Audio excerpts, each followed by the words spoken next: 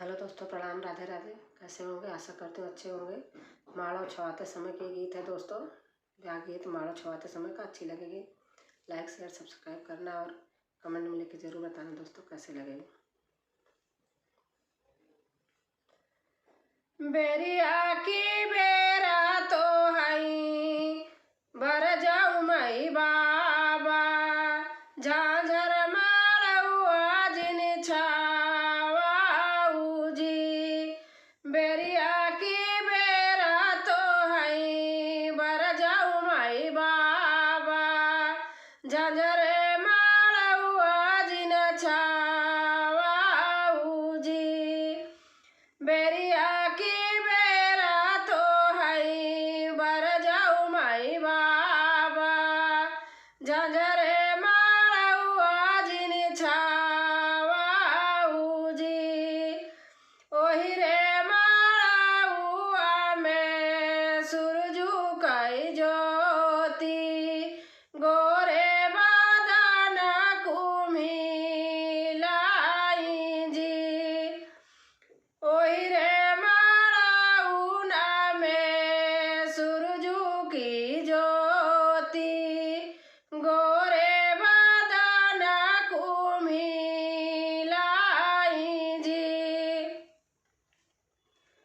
काहो तो मोरी बेटी छतरा छावाई काहो रतन ओहार जी। काहो तो मोरी बेटी छतरा छावाई काहो तो रतन ओहार जी।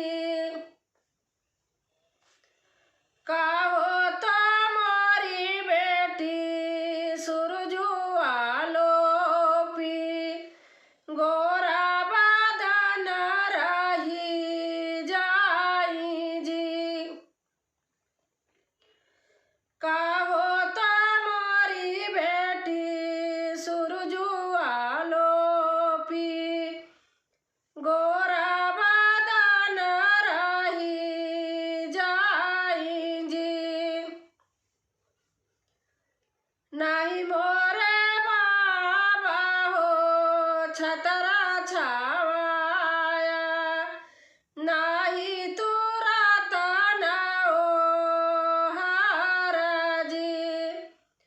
नाही मोरे बाबा हो छतरा छावाया नाही तू रतन ओहार जी। नाही मोरे बाबा तू सूरजू आलोप्या गोरा बदन कुम्हिलाई जी। नाही मोरे बाबा तू सूरजू आलोप्या गोरा बदन कुम्हिलाई जी। आजू रायन बाबा तोरे नागरिया भोरवा विदेशिया के साथ जी। आजू रायन बाबा तोरे नागरिया भोरवा विदेशिया के साथ जी। कंचना दूधवा पियऊ मोरी बेटी दहिया खाएऊ साड़ी आर जी। कंचना दूधवा पियऊ मोरी बेटी दहिया खाएऊ साड़ी आर जी।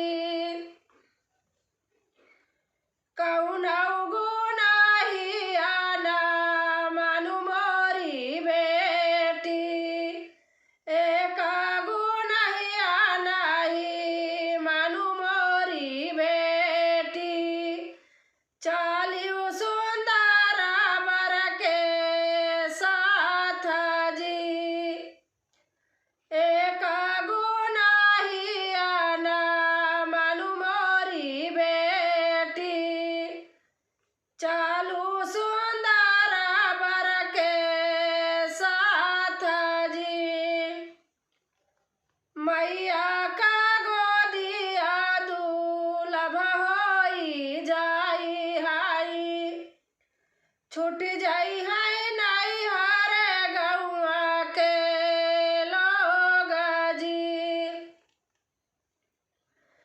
मैया का गोदिया दुलभ होई जाई हाई। छूट जाई है गौआ के लोग जी। छूट जाई है गौना के लोग जी। भैया बीरानवा पाहुन बानी जाई हाई। छूट जाई है भाभी हमार जी। भैया बीरानवा पाहुन बानी जाई हाई। छूट जाई है